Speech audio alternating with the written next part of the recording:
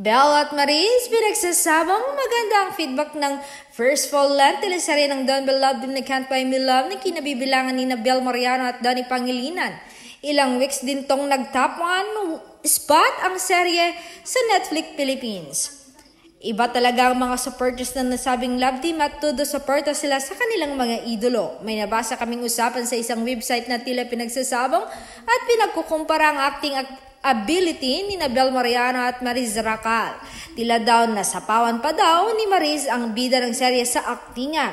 Ang karakter din ni Maris na nasabing palabas ang isa sa mga inaabangan ng mga manonood at talaga naman dalang-dala sila sa aktingan ni Maris at aliw na aliw din sila dito.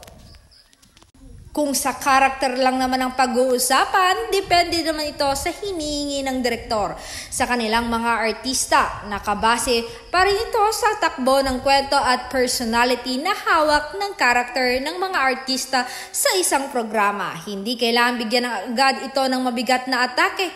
Wait na lang natin, siguro kung kailan ang tamang panahon para mag-shine sa acting si Belle. Kumbaga, nauna lang nabigyan ng momentum si Maris.